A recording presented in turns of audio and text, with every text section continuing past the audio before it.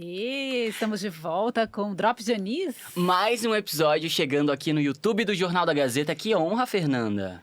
Que honra, Felipe. Sempre! Sempre. E vamos dizer, quem a gente vai receber hoje? Então, estava pensando em como apresentar a nossa convidada e listando mentalmente, assim, todos os convidados que a gente trouxe desde o início do programa, ainda como sobretudo. Então, a gente trouxe atrizes maravilhosas, Atores maravilhosos, escritores maravilhosos. cantoras, A gente cantores. trouxe até uma cientista. Nossa, Influencer, pois é. influenciadora, comunicadores também, vários. E agora a gente vai trazer alguém que trabalha com a voz, que também é cantora, mas não é uma cantora popular. Sim, Então a gente está trazendo o mundo da música clássica, erudita. lírico, Até a gente vai descobrir como é que classifica esse mundo direito com ela, né? sim. Então quem é a nossa convidada? Nós vamos receber hoje a maravilhosa internacional Carla Cotini! Soprano! Soprano, bom dia, gente. Bom dia. A gente fala cantora lírica, cantora clássica, erudita. Cantora lírica, tá bom. Uhum. Erudita também pode ser, soprano também. E, sim, canto música clássica, claro.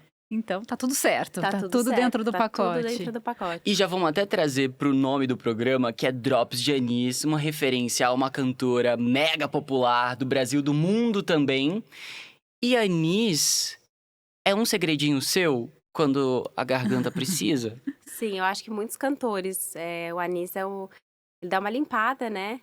Então a gente come, assim, anis, bolinhas de anis, até sem açúcar mesmo. Tem pra comprar na farmácia na Alemanha. Mais uma função do Drops de Anis. Pois é, a gente... Para a garganta. Eu achava que era Quando por isso. pensamos. Eu achava...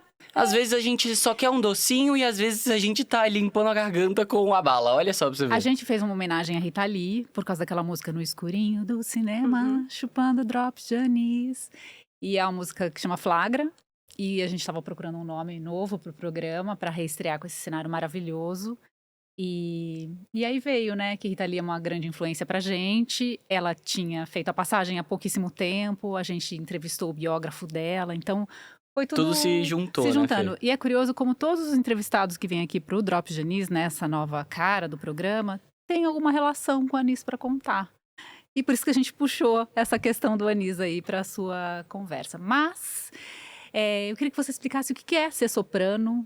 Quando que você descobriu que tinha essa potência de voz, assim, desde pequenininha, cantava no chuveiro com a mamãe? Como é que foi que surgiu a música lírica e clássica na sua vida? Meus avós gostavam muito de música clássica. Minha avó ainda gosta, ainda é viva, gosta muito. Os meus pais também escutavam música clássica, escutavam ópera, escutavam teatro musical. E a gente fazia viagens pra praia no final de semana, no carro, e eles ligavam. E eu ficava cantando atrás, ficava imitando os sopranos, e era uma coisa um pouco natural, eu acho. E eu estudava numa escola chamada Colégio Santo Américo, que é uma escola de monges beneditinos. E que também tinha dentro da escola uma escolinha de música. E tinha um monge lá, que era o mais velhinho, era o reitor da escola, que adorava me ouvir cantar e me chamava pra sala dele pra cantar. E ele era uma pessoa formidável, assim, aprendendo instrumentos depois dos seus 80, 90 anos, aprendendo um novo instrumento. E acho que assim eu comecei a minha paixão. Eu sempre fui muito sensível pra música. E também me colocaram no balé clássico muito cedo também. Minha mãe também dançava balé. E minha avó materna tocava piano. Uau. Então, acho que foi assim que eu comecei. E aí você entrou numa escola de música, propriamente, assim, para desenvolver... Na verdade, a minha família não era muito a favor de que eu seguisse isso como carreira. Eles gostavam que eu cantasse, mas eles não queriam que eu fosse uma cantora, né? Então, quando eu acabei a escola, eu acabei fazendo administração de empresas. Meu Deus, foi pra Pra não- algo super... Não comprei a briga, não. Eu nem tinha nem força nessa época, né? Nem entendi que alguém pudesse viver disso. Assim, não tinha esse contato. E durante a faculdade, eu fiz um teste para um musical. Meio escondido, assim. Porque da faculdade pra escola de teatro era meio perto. E aí eu tinha carro. E aí eu sair da faculdade e ia fazer uma aula de teatro, uma aula de interpretação.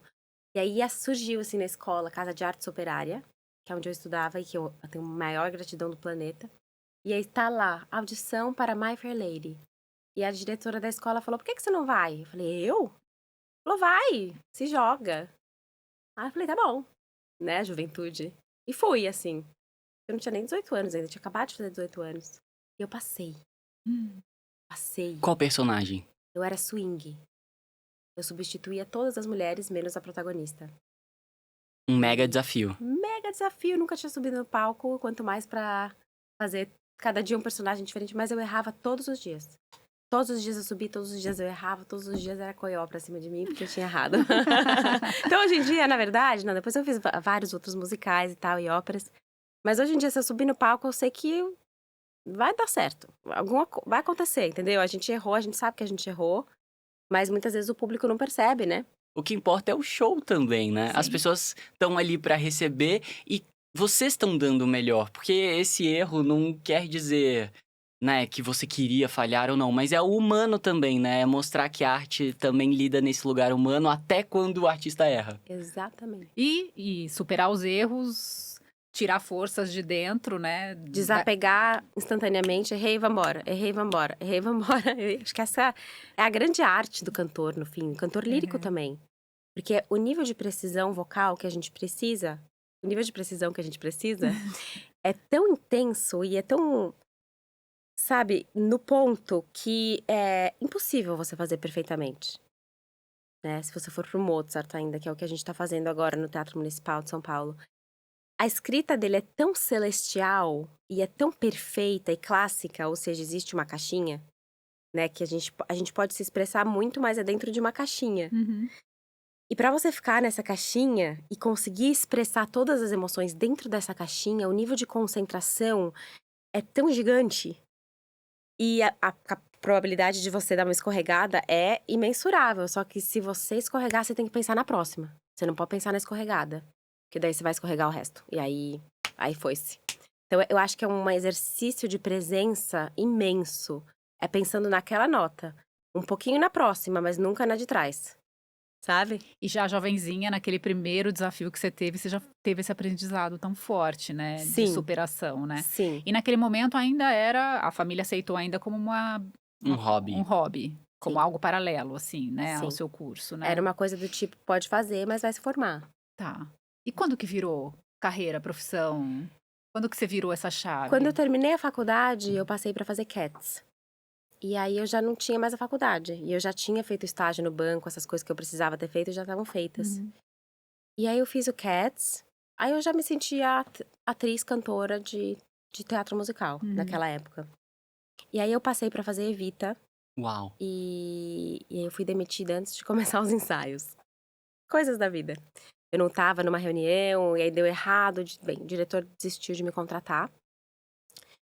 E aí eu tinha um amigo maravilhoso na época, e falo tinha porque ele faleceu, apesar de eu sentir que ele tá sempre comigo. Principalmente agora nessa ópera, porque quando eu fiz essa ópera a primeira vez no Teatro Municipal de São Paulo, há 12 anos atrás, ele estava tocando. E essa foi a sua estreia? Essa foi a minha estreia como ópera profissional, foi a minha estreia, foi Don Giovanni.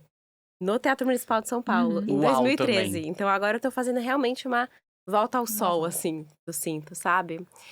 E esse meu amigo, ele falou pra mim, vamos assumir a verdade? Você tem que ser cantora de ópera. Por que você tá fazendo musical? E eu não tinha coragem, ao mesmo tempo eu achava um pouco chato, eu não conhecia muito bem. Eu achava que o musical era mais jazz, mais legal, mais dinâmico. E ele me preparou para um concurso, assim, em 3, 4 meses. E aí eu fiz esse concurso, e aí eu, a partir desse concurso, conheci a banca que me chamou pra ir pra Espanha. E aí eu fiquei na Espanha, onde aí eu me formei mesmo, fiz conservatório, fiz mestrado, e... Queria falar sobre. Porque quando a gente fala em música, até no começo foi a abertura. Tem a música popular, a música erudita, Uhum. e você até mencionou já que é muito estudo. A música envolve estudo, você falou da precisão. Quais são as diferenças, só porque eu acho curioso, entre você tá no palco e fazer teatro musical, esse belting, e você cantar liricamente? Eu acho que a diferença principal é que numa ópera não há microfone. Eu acho que essa é a maior diferença. Então, você canta... O ideal é que sempre a gente cante com o corpo inteiro, né? Mas eu acho que o canto lírico, ele exige um outro nível de projeção vocal. Então, você tem que encher a sala. Porque ninguém vai encher se você não encher. Então você realmente tem que cantar com o corpo inteiro. Seu corpo inteiro tem que estar vibrando para aquela nota acontecer. E aí, depois disso, também eu acho que o teatro musical ele tem uma liberdade musical muito maior do que a lírica, né? Porque a gente canta com uma orquestra muito precisa, os músicos são muito precisos. O musical tem uma orquestra reduzida, microfonada, que você vê o maestro pela televisão, muitas vezes. É, é um pouco diferente, assim. Aquela música acústica que a gente faz com uma orquestra, a orquestra é gigante, são 40, 50 músicos. E uma voz por cima, sem microfone. Então, eu acho que essa diferença, ela é muito profunda. E no musical também tem texto falado, né? Eu acho que ele aproxima mais da linguagem do cotidiano do que a linguagem lírica. Mas tem muitas coisas em comum também. Eu acho que o musical me preparou muito pra cena lírica, né? Eu acho que o cantor de musical, ele faz 6, 7, 8 shows por semana.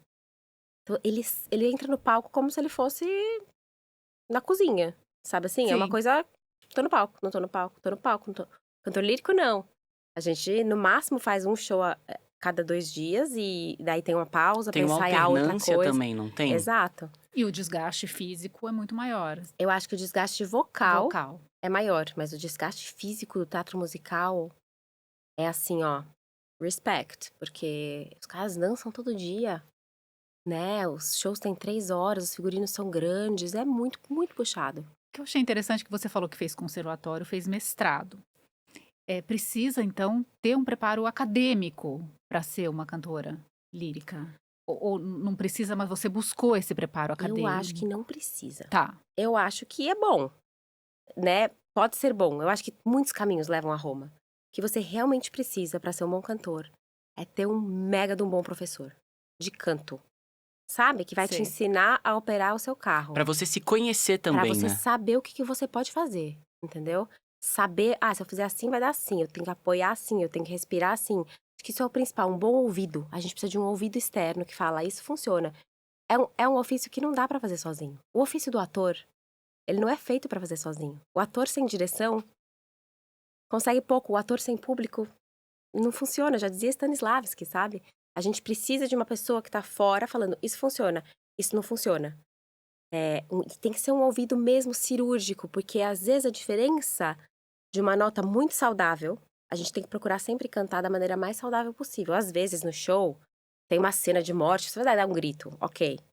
Mas a manutenção do instrumento é cantar com saúde. Pra você poder durar, não só naquele espetáculo, mas na vida, né? Porque você vai ver um cantor bom, ele vai cantar até os seus 70 anos, até às vezes mais, né? Um cantor lírico. E também um cantor popular, né? Então eu acho que a gente precisa de um ouvido que diga assim, ó, aí tá faltando saúde, né? E acho que eu que passei por problemas vocais, posso falar disso com propriedade, né? Acho que uma boa fono pra te acompanhar também nos momentos de crise e também não, nos momentos de manutenção também. Eu fui na minha essa semana aqui e Sim, você está ensaiando, né? exatamente. A soprano, vamos dizer, a uma escala de vozes, Uhum. qual que é esse lugar? É a mais aguda? É a mais grave? A soprano é a mais aguda. A mais aguda. Existem vários tipos de soprano. Tá. Existem sopranos muito agudas, sopranos mais ou menos agudas e sopranos que são mais graves. Tem a soprano, se numa classificação geral seria soprano, mezzo-soprano, contralto. Contralto. E daí tenor, barítono, baixo, para os homens, Uhum. para as vozes masculinas. Ou para as pessoas que cantam com vozes masculinas, porque temos também sopranistas, que são homens que cantam com voz de soprano. Tem uma questão que eu já ouvi, quero até Esclarecer. saber se é um mito ou se é uma verdade. Que quando a gente envelhece, a nossa voz, porque músculos, estamos falando desse corpo treinado, de que a gente vai tendo, a voz vai ficando mais grave ao passar dos anos. Isso é verdade? E como isso interfere a cantora? E se há alguma estratégia também, essa técnica tão forte, para você conseguir ir se adaptando nesse trato? É a tendência. A tendência é a voz, você ir perdendo os agudos, você ir encorpando, né? Mas é uma tendência, assim como nós temos a tendência de flacidez no corpo e tudo mais. Você tem como manter a sua voz jovem. Tem cantoras, sei lá, Edita Gruberova, várias cantoras que cantaram muito, até o fim da carreira, os mesmos papéis. Agudíssimos. Eu acho que são essas pessoas que a gente olha e fala, nossa, Eu também quero cantar assim. Eu também quero cantar assim depois dos meus 60, 70 anos. É possível manter, Uhum. sabe? A gente. Com saúde, é isso. Se você estiver preocupado com o seu instrumento, eu tinha um colega que falava assim: a minha voz é que manda, não sou eu. Se a minha voz achar que não vai ser legal, eu não vou. Sabe? Eu acho que a gente tem, óbvio, sem paranoia, mas eu acho que a gente tem que ter a consciência de que o nosso instrumento é a nossa voz. Se escutar, né? Uhum. Vamos ouvir um pouquinho do trabalho da Carla? A gente separou alguns trechos de vídeos aí de apresentações suas, e aí depois você comenta com a gente. Vamos ouvir o primeiro? Assustada.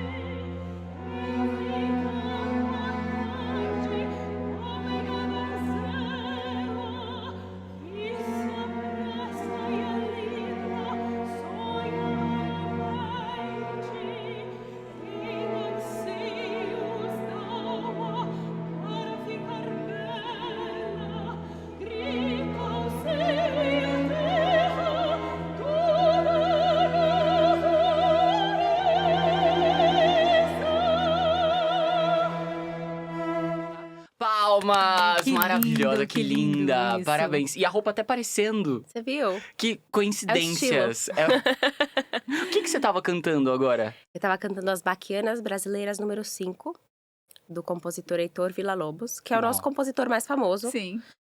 com a orquestra da Staatsoper de Berlim. Essa orquestra são músicos de várias orquestras muito boas e quem me convidou foi um dos músicos da Staatsoper, e essa orquestra chama Orchestra des Wandels, que é uma orquestra, chama Orquestra da Mudança, Uhum. que tem o foco no meio ambiente. Ele tem o foco em projetos de meio ambiente pelo mundo todo, trabalham com esses projetos, é bem legal. Hoje você mora na Europa e Uhum. tá centralizada a sua carreira lá e vem fazer algumas temporadas no Brasil, né? Como é que funciona, né, o seu trabalho? Você tem esses convites específicos? Você faz parte de algum grupo? Então, eu sou freelance, né? Tá. Então, esse espetáculo especificamente foi um que eu fiz de última hora, porque uma cantora cancelou. E aí chegaram em mim e eu fiz um jump in, assim, Uhum. fui. E eu adoro essas coisas. E aí foi um match também com a orquestra, então eu tô com eles agora como uma espécie de embaixadora. Então eu sempre faço esse tipo de concerto com eles lá. Uhum. E sempre é música brasileira. E eu adoro. Então eu tenho isso, daí eu tenho meu dueto com o Ricardo Balesteiro, que é um pianista Uhum. aqui do Brasil maravilhoso, que é tipo um dos meus melhores amigos e uma das pessoas mais lindas. E pra mim também serve de uma espécie de guru musical, sabe? Uma pessoa pra quem eu sempre recorro, assim, musicalmente, artisticamente. E aí eu sou chamada pra óperas específicas, ou eu faço uma audição, que nem agora meu debut lá na Deutsche Oper, em Berlim, eu fiz uma audição informativa.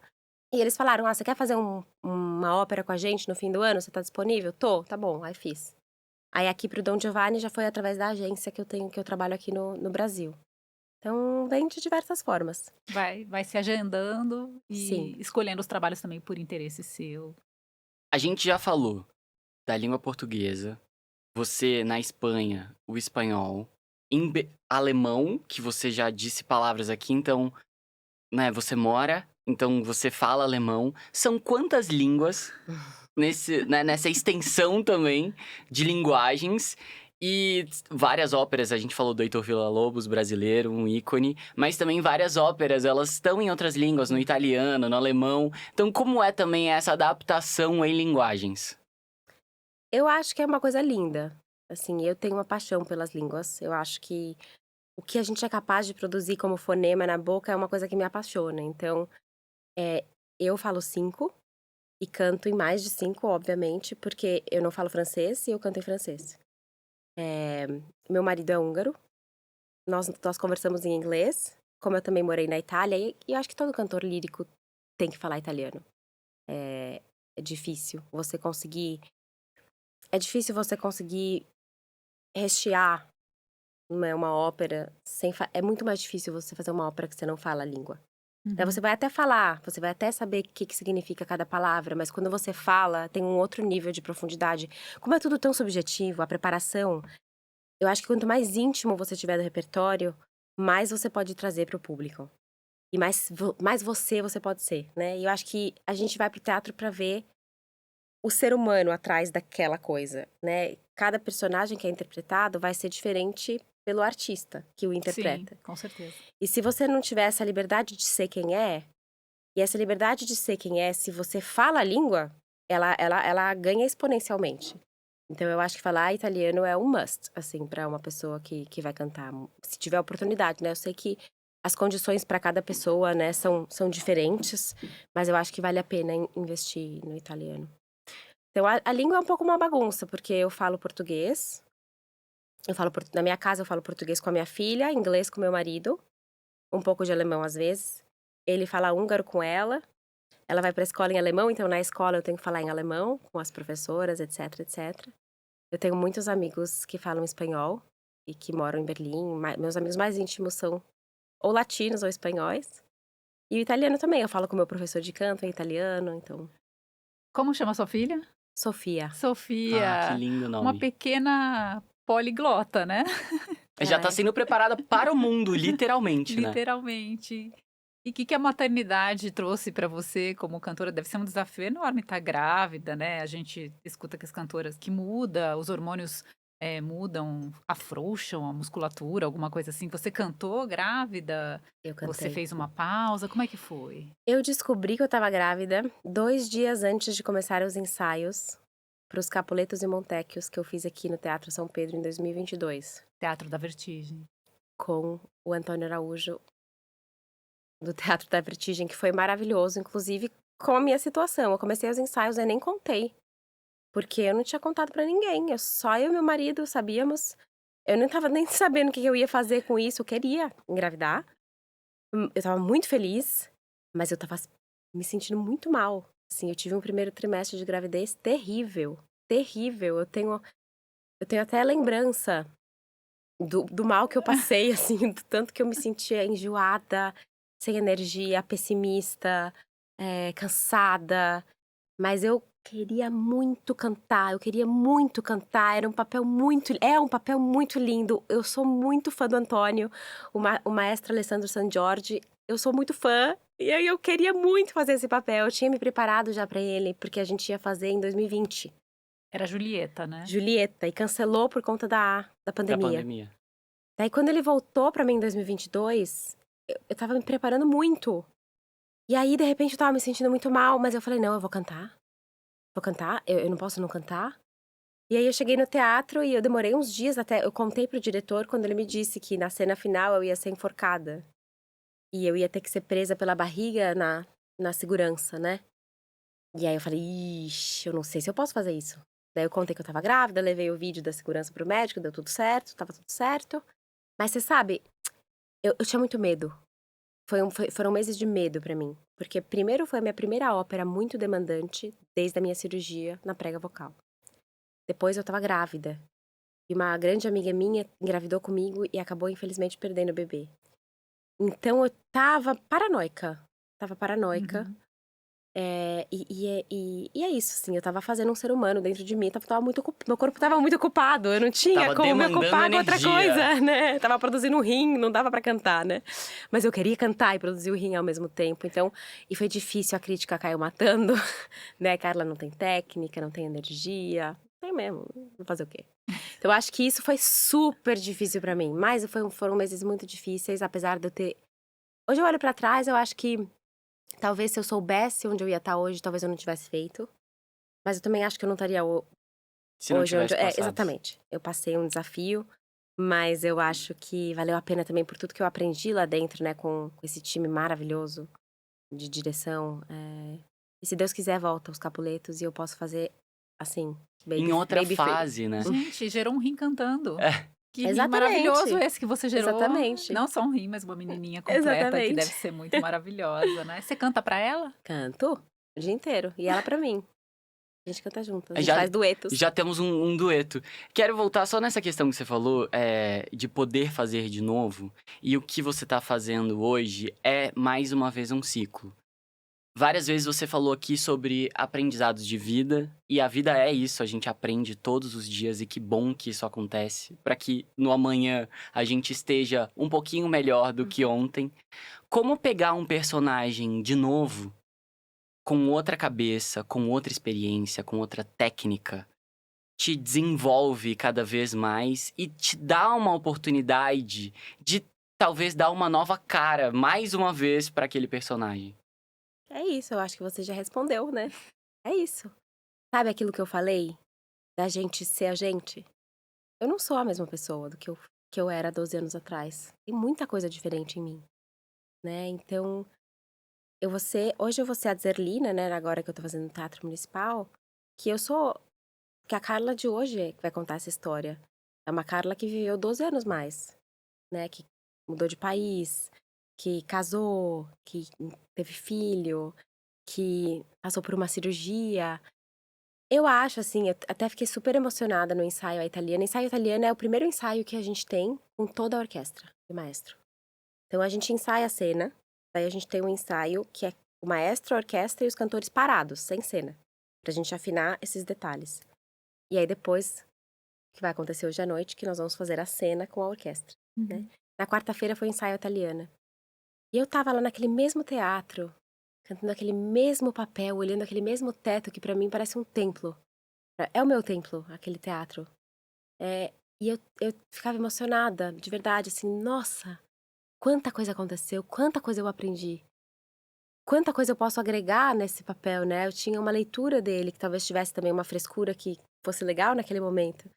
Mas hoje, o que que tem? E a coisa de ter essa liberdade de poder realmente agora operar o meu novo carro, né? O meu carro com outro motor, né? Porque eu cantei a vida toda com uma lesão nas pregas. E isso me impedia de fazer me impedia de ser livre. Eu sempre estava preocupada, tem que fazer assim, se eu não fizer exatamente assim. E era assim, eu tava cantando assim, ó. Ah, que delícia! Eu tô cantando e sabe, eu acho que é isso, assim. Você falou dessa cirurgia algumas vezes, você tinha um problema que não foi adquirido por causa do esforço do canto. Não. Era uma questão Era genético. genético, assim, da Eu prega. acho que ele era. Eu acho que ele era uma mistura entre genética, porque eu tinha mesmo uma parte da prega que vibrava menos. Mas ele também era uma questão de costume de fala. A gente aprende a falar com referência dos nossos pais, né? E a minha mãe tem uma voz muito apertada. Minha mãe é quase rouca hoje. Apertada é Tipo, que... E meu irmão também fala quase rouco hoje, porque eles falam muito alto, mas sem uma ressonância bem colocada, sabe? Sem um apoio, sem uma respiração. E eu aprendi a falar assim, né? Por imitação também. Então eu tinha edema nas duas cordas, e ele vinha por baixo, então ele era até um pouco difícil de ver na câmera. E me atrapalhava bastante. Mas eu acho que também muito psicologicamente e emocionalmente, porque a prega ela inchava e desinchava. E eu não tinha muito como controlar o tamanho que ia estar no dia do show. Agora, é uma decisão super difícil encarar uma cirurgia, né? No seu instrumento de difícil na vida, de época. trabalho, porque acho que não é só trabalho, é vida, né? Foi difícil na época, mas olha, é chocante a quantidade de colegas que já fizeram. Chocante. Toda vez que eu conto pra uma pessoa nova, ela fala, eu também já fiz. Eu falo, nossa, gente, eu passei um drama. Você ficou Mas um anos drama, achando. fiquei anos achando meu drama, meu Deus, minha voz. Depois que eu fiz, eu não queria contar pra ninguém, porque eu não sabia se, enfim, eu ia conseguir cantar novamente, né? Ai, meu Deus, eu não vou contar, porque vai que vão ter um preconceito. Tá aí. E quando foi? Libertada. Libertar. E quando foi? Você falou, depois que eu fiz a cirurgia, eu não sabia se eu ia conseguir cantar novamente. E como foi a primeira vez depois da cirurgia que você fez? E aí deu certo. Horrível. A primeira vez que eu falei, depois da cirurgia, foi maravilhosa. Porque eu acordei e falei, bom dia, bom dia. Nossa, não faço nenhum esforço. Eu consigo cantar assim, bem baixinho, bem pianinho. Que maravilha. Mas aí eu fui cantar, menino. Era o Tarzan, assim. Aí eu assim, ai meu Deus. Drama, drama, drama, drama, drama, drama. Demorei, porque com a lesão eu precisava usar todos os músculos que você imagina pra fechar minha prega, porque ela não fechava sozinha. Então era a língua, era musculatura extrínseca, era laringe, era uma quantidade de músculos inconscientes. E aí, quando eu voltei a cantar, todos eles queriam operar, mas a minha prega fechava sozinha. Então eu fazia assim, ó. Nossa. Eu levei 1 ano e meio. Você reorganizou tudo. Eu falo que foi Gente, tipo renascimento, né? foi um renascimento. E quando eu cantei a Julieta, a sensação que eu tinha é que eu estava produzindo um feto e que eu estava com um feto Na garganta. na garganta. Que eu tava no caminho certo. Mas eu não tinha energia e 2, eu não tava segurando a direção do meu carro, sabe? E tem essa questão dos hormônios da gravidez, não tem? Tem. Também que afrouxam a musculatura ou deixam... Dizem. Dizem. Isso eu não senti tanto, porque Tá. era tudo tão novo pra mim. O que a maternidade me trouxe foi um nível de não eu, de dissolução do ego, assim mesmo, gigante. E eu acho que isso, artisticamente, é um baita de um... Porque você faz um exercício forçado de altruísmo que vai além do que você acha que é o seu limite, desde o parto, né? Até agora, né? O cansaço, tá com uma criança, acordar durante a noite e continuar amamentando. Colocar a criança na sua frente o tempo todo, né? E você fala, nossa, não é o meu umbigo a coisa mais importante do mundo. Ai, gente, não, isso não é meu umbigo a coisa mais importante do mundo, Senhor! Que alívio! Que alívio, né? É tão difícil, mas ao mesmo tempo, quando você vai pro palco, você fala, eu sou só um ser humano aqui cantando.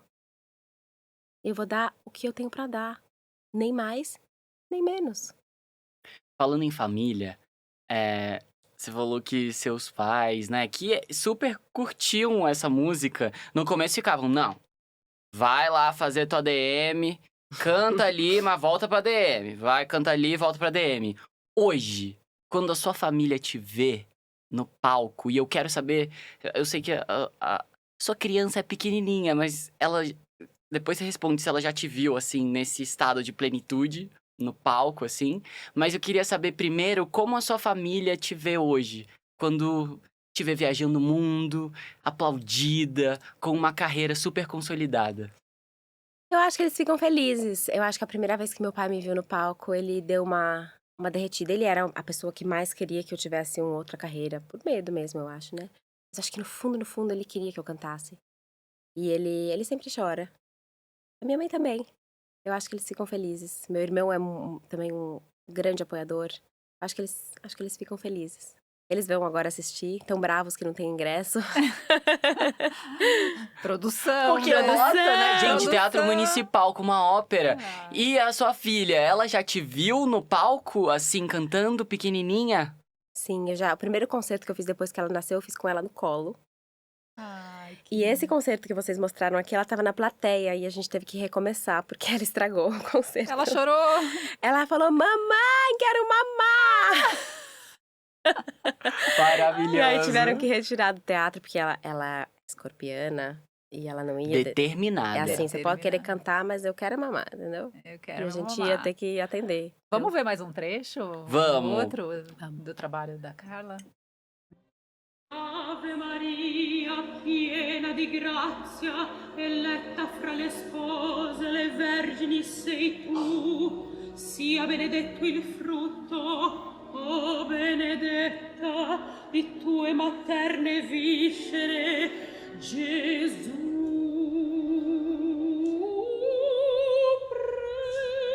Prega, perché adorando te sempre. Nossa, é super religiosa essa. Essa é a Ave Maria de Otame. Uau! Coisa de louco essa música, né? Eu esqueci de decidir. Você cantou essa antes ou depois da maternidade? Essa foi meu primeiro concerto grande, com a orquestra grande. Uau! Com a OSBA. A OSBA, a Orquestra Sinfônica da Bahia, é uma das minhas orquestras, assim, como eles são maravilhosos. O Carlos Prazeres, regente, meu Deus. Sonho. Gente, é a oportunidade de trabalhar com muita gente, né? E a gente não tem noção dessa cena. Olha a Orquestra Sinfônica da Bahia.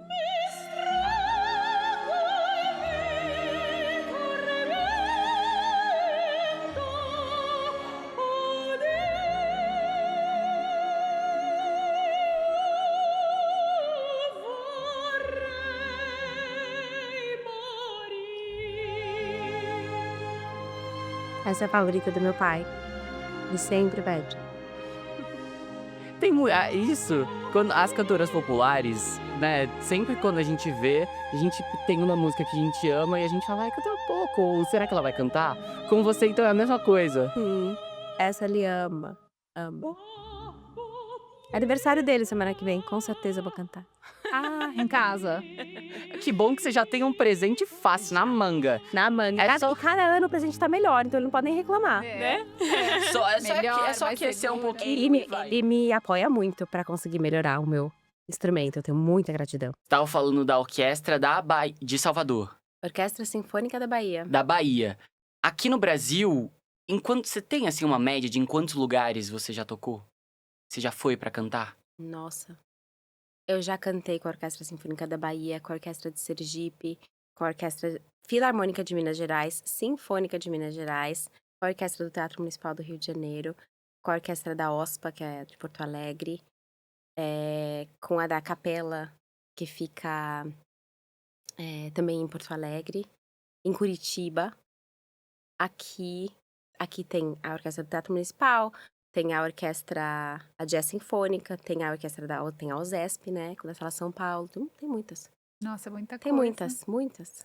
É uma viagem pelo Brasil que também te traz um repertório, assim, de país que talvez, né, pra gente seja mais difícil, né? É você poder visitar, sei lá, a Bahia com outro olhar. Isso também te impulsiona? Totalmente. Principalmente a Bahia, eu amo. Campinas também tem uma orquestra linda. Sou de lá, Vila Lobos. Eu cantei Vila Lobos lá. Eu morava na rua Heitor Vila Lobos. em Ai, que Campinas. maravilha. Outro ciclo, né? Falando em teatro, o Teatro Municipal é belíssimo. Teatro São Pedro também é belíssimo. Eu acho que... E são casas de ópera pelo mundo, né? Quando você falou de Paris, aí eu logo fiquei pensando na Ópera de Paris, que também é belíssima. Qual é essa tua relação também em cantar nesses palcos, que são palcos reconhecidos em todo mundo por excelência?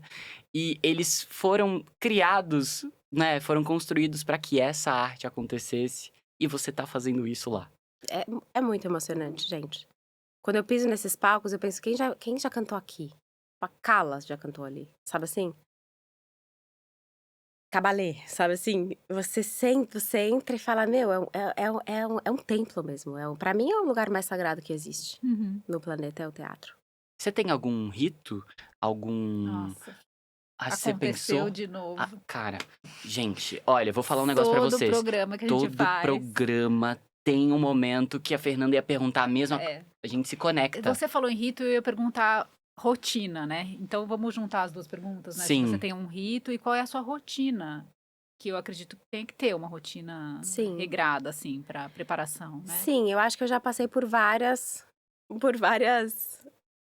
maneiras, né, de tentar controlar o incontrolável. Hoje eu acho que eu sou mais tranquila. Eu procuro, no dia que eu vou cantar, não falar. Procuro falar o mínimo possível, vamos ver como vai ser com a minha filha, né? Mas o mínimo possível, eu vou conversar, daí eu vou me alimentar de uma comida que eu mesma faço. E eu sei o que vai, pra não me dar nenhum revertério. Eu tenho um aquecimento super certinho, vocal, aqueço a voz falada, aqueço a voz cantada, aqueço os ressonadores, aqueço o corpo. Normalmente eu dou uma corrida antes, pra dar abre os pulmões mesmo, né? Porque o nosso pulmão, quando a gente acorda, a gente tem várias dificuldades de falar. E uma delas é que o nosso pulmão tá no estado respirando o mínimo possível, né? E pra cantar, expando, né?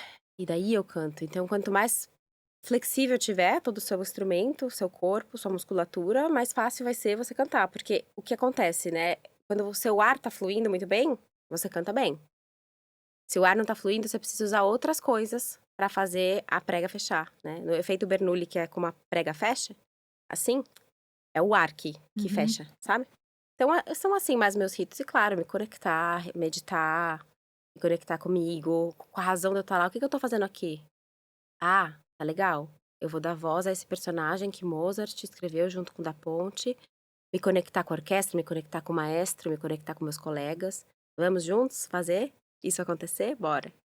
Acho que Agora, tem uma rotina que é extra espetáculo, assim, né? Do seu dia a dia. Ou não existe? É mais quando Existe. você tá voltada pro ensaio mesmo, Não, pra eu apresentação. tenho minha rotina vocal todos os dias, né, de exercícios vocais, exercício físico. Eu sou uma pessoa que gosto muito de me exercitar fisicamente. Eu tenho as minhas rotinas de estudo, né, o que eu tô estudando próximo, né, e minha rotina com a minha filha. Então é isso, assim. Mozart, o que ele representa pra você? Deus. Não, sério, é uma paixão pra mim. É uma paixão. Eu sinto, assim, a música dele. E cada vez que eu canto, eu descubro uma coisa nova nela que eu não tinha ouvido antes. E ele é tão diamântico no sentido de ter várias facetas, sabe? Cada compasso ali significa mil coisas. Tá escrito uma palavra, mas é tão não verbal a comunicação dele. Tipo, ele vai usar uma palavra, sei lá. Nessa ópera, por exemplo, tem uma hora que eu falo assim pra ele: Non hai core. Não, você não tem coração. Mas core também significa coragem. Então, e nesse momento da ópera significa as duas coisas. E o Mozart, ele era, junto com o Da Ponte, que é o libretista, mestre em falar uma coisa querendo dizer outra. Eu tinha um professor na Espanha que falava assim: cantar Mozart es reírse del cura sin que el cura se dê cuenta. Então, é dar risada da cara do padre sem que o padre perceba. Então, é uma coisa dentro da abóbada de uma igreja e você tá tipo... tem sempre uma no final, sabe? Ele tinha um negócio que ele sempre brincava, mas ele tinha uma conexão direta com Deus. Por exemplo, a missa dele, em dó menor, misericórdia, o que é aquilo? Você escuta, você pum, vai pras estrelas. Assim. E ao mesmo tempo ele vai e faz uma piadinha, entendeu? No fim do compasso, que só alguns entendem, sabe? Mas falam, né, que quando a gente quer se conectar com o Altíssimo, com o elevado, que a música é uma das melhores formas. Né? É um caminho, né? Eu acho que é o caminho, né? Vamos, já que a gente tá falando dessa conexão e de se elevar, você faria pra gente agora, assim, um pouquinho, daria um... Como é que fala? Como Uma canja? fala? Uma canja, uma palhinha. Uma palhinha. A palavra foi vindo, uma palhinha. Uma palhinha da sua voz, assim, que a gente já viu trechinhos, né? Mas Então vamos fazer um pedacinho da ópera que eu tô fazendo no municipal? Vamos, vamos. Tá bem. Vou cantar um pedacinho do dueto, tá bom? Tá. Que é o mais famoso. tá mais, bom. mais pedida. Vorrei e non vorrei, mi trema un poco il cor, felice versarei, ma può burlarmi ancor, ma può burlarmi ancor. Tem sempre uma piscadinha no Mozart. Emocionada!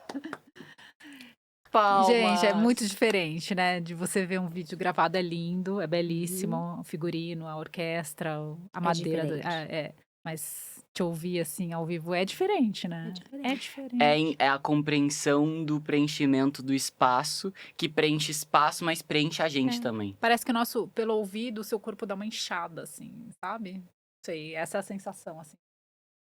Flutuando, assim, muito lindo. É isso, né? A gente consegue entender sem entender. Ah, sim. Não precisa porque- entender. Tudo isso que eu tô contando pra vocês é muito legal, mas se você chegar lá no teatro sem conhecer nada, isso vai te avassalar. E é o que faz ser popular também, né? A gente fica, às vezes, levando a ópera pra esse lugar também de elevado, ou só algumas pessoas entendem, ou tá em outra língua. Mas, às vezes, é o simples, né? Gente, vai lá, ouça. E por isso ingressos esgotados, né? Ingressos esgotados pra uma música composta no classicismo, pensa. Tipo, Num espetáculo falado em outra língua, enfim. E o entendimento, a compreensão tá em outro lugar, né? vale lembrar que essa produção eles elegiram uma versão da ópera, na qual, em vez da gente cantar a ópera inteira em italiano, os diálogos são em português e são falados. Então, pra nós é um grande desafio. Sim. Vou falar por mim, né? Não vou incluir os colegas, mas eu imagino que pra eles também seja, né? A gente não tá acostumado a falar no palco, né? E a gente não usa microfone. Então, Uma projeção de voz falada também. nós estamos praticando. Vamos ver o que vai dar. praticando o abraço sonoro, né? Exatamente. Carla, esse programa vai ficar, né, online no YouTube do Jornal da Gazeta, em todas as nossas redes sociais. Você está em temporada no Brasil agora, né, no mês de maio, mas também para quem ouviu essa entrevista e já passou de maio e quer saber mais sobre o seu trabalho, sua carreira, como é que as pessoas podem acessar você? Tem o meu site, www.carlacotini.com, Cotine é com 2 T's. com 2 T's. Tem meu Instagram também, @carlacotini. Lá eu coloco as coisas que eu vou fazer. Eu tenho algumas coisas no Brasil no segundo semestre, mas eu infelizmente não posso contar. A única coisa que eu posso de fato contar é que eu vou estar na abertura do Festival de Música do Espírito Santo, que vai acontecer no mês de final de outubro, começo de novembro. Acho que novembro, no Espírito Santo. Então isso vai ser muito legal. É um time maravilhoso que vou ter uma honra gigante. Não posso contar o projeto ainda, não me autorizaram, mas é uma estreia mundial. É uma música que nunca aconteceu antes. Então, tô super emocionada. Calma, mas essa estreia vai ficar marcada pela sua voz? Sim, eu vou cantar pela primeira vez. Uau! Uau! Não, porque, né, a gente falando de Uau! óperas Exatamente. centenárias. Uau! E divulgado em primeira mão aqui no Drops, que legal, E se honra. Deus quiser, os meus encontros com o Ricardo Balesteiro também vão acontecer, onde a gente canta música brasileira, a gente canta música francesa, música alemã, música espanhola. E você falou de Mozart, quando a gente fala de música brasileira, o que te toca? Há muita coisa. Vila Lobos. Aqui nesse programa com o Ricardo temos Vila Lobos, temos Elza Cameu, que é uma compositora brasileira, mulher. Muito delicada, muito sensível. Temos Hernani Braga, que é um outro compositor brasileiro também, muito lindo. Temos muitos. Legal você falar de uma compositora mulher, porque a gente tem, infelizmente, na história, um apagamento né? temporal, né? Então, assim, quantas mulheres também poderiam ter produzido outras grandes obras se não fosse esse peso masculino intoxicante, né? Então, legal também esse trabalho que traz essa possibilidade pro hoje. Com certeza. Com certeza. É uma honra poder cantar uma compositora brasileira. Muito feliz. Só uma coisinha, porque você tem óbvio, essa ópera, você disse desses tantos instrumentistas que acompanham, né, 40 pessoas, só que quando você diz a câmara, são menos pessoas, é isso? E você faz esse trabalho também para poder trazer essa música pro público de uma maneira mais popular, Eu diria intimista. intimista. Eu amo música de câmara. Câmara significa quarto. Então é uma sala, é uma coisa reduzida onde você pode ir na música de câmara. Primeiro você tá pertinho do público, depois é como se você estivesse fazendo com uma pessoa só, né? Então assim, com o Ricardo eu sinto que acontece a gente estuda, chega na hora a gente faz outra coisa e a gente faz juntos outra coisa. Assim, que nem vocês, que, eu vou perguntar. A gente tem isso toda hora. Aqui eu vou, respirei diferente, ele vai respirar diferente, que daí eu vou respirar diferente. E isso é assim, um exercício da inteireza da vida, né? Porque realmente tá muito no momento presente e estar no momento presente conectada com uma outra pessoa. Então tem ele, tem eu, tem o som dele, tem o meu som, tem o pensamento dele, tem o meu pensamento, tem o texto, tem a melodia, tem o estilo, e a gente pega tudo isso juntos, faz uma salada, assim, e você tá ali pertinho. E na música de câmara, uma coisa que eu acho magnífica é que eu posso ser eu.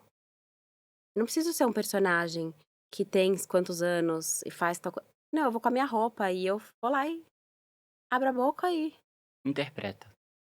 e canto. Então, se tem um Debussy, por exemplo, que na música de câmara fala daquele momento, a gente tem uma peça do Debussy que chama Ariette Oubliée, o ciclo, e a primeira peça fala daquele momento pós-amor. Então, você foi lá, você viveu esse amor, e aí tá todo mundo cansado e deitado nessa êxtase langoureuse, que é o nome da música. E aí você faz, tipo... C'est le credo que l'herbe expire. Aí você some o som e aí ele... Pam, pam. Sabe? É como se saísse do nada e voltasse pro nada. Várias vezes. E isso, claro, que é mais fácil com uma pessoa só. É possível com orquestra e acontece. Mas com uma pessoa só e mais uma pessoa que você ama e tem intimidade, meu Deus, gente, é mágica. É mágica, é incrível. Êxtase. Olha, a gente fica sem palavras. E extremamente agradecido, né? Muito agradecido. Parabéns pelo seu talento, pela sua determinação, pela perseverança que acho que a gente falou muito disso hoje. Quão é importante a gente acreditar na gente. Parabéns mesmo pelo seu trabalho. A gente tá. Olha, eu tô emocionado real. Parabéns, porque é muito bonito isso. De verdade. E obrigada, né, por ter vindo aqui Eu que trazer agradeço. tanto talento, Eu agradeço tantas de coração. histórias. Vocês darem um espaço pra gente falar de coisas que são pouco faladas e que eu acho que transformariam as pessoas. Parar um minuto e escutar. A gente não sai diferente? Essa Totalmente música diferente. é uma benção. E Não, pode gente. melhorar o planeta. Nossa, meu dia hoje vai ser completamente Tamo diferente. todo mundo emocionado. Sério, muito legal mesmo. Parabéns, Obrigada, parabéns, gente. parabéns. Obrigada. E que venham muitas temporadas no Brasil também pra gente poder te acompanhar e ir lá assistir. Eu vou isso. falar, é a Carla! Vamos É ver a isso, Carla. Já É entrevistei. Já Carla entrevistamos. Catini. Vocês estão Arrasou. convidados, hein, pro Dom Giovanni. A gente dá um jeito. Ai, Produção. alô, produção! Pra família não Alô, tem, produção! pro Felipe e pra Não, Fernanda. pelo amor de Não, Deus. Tem pra Pai, você família. vai, tá ótimo. Seu lugar é maravilhoso. Mãe, você também vai, ótimo. Minha mãe conseguiu comprar, deu um truque maravilhosa. Arrasou. Maravilhosa. Carla, muito obrigado mesmo. Sucesso pra Obrigada. você. Obrigado. Obrigada. Muitos aplausos. Vamos encerrar com os nossos créditos aqui de quem também participa desse programa aí nos bastidores. Então a gente tem a produção da Natália Galego, da Mariana Gonçalves, videomaker Gisele Sartini, áudio Renan Ramos, iluminação Rafael Félix. Muito obrigada a toda essa equipe maravilhosa. Obrigada por mais essa, Felipe. Obrigado, Fê. A Carla disse, né, que a música, a ópera não é feita sozinha, né? Não é só artista. E aqui também na televisão a gente faz em coletivo. Muito obrigado a todas as pessoas que sempre estão aqui com a gente, pra gente continuar fazendo esse trabalho que sempre nos move. Muito obrigado mesmo a você também que assistiu até agora e está sempre com a gente. O jornalismo da TV Gazeta tem outros videocasts. Assistam, apoiem o nosso trabalho e tem os cortes nas redes sociais, tem tudo aí nesse mundo. Obrigado mesmo.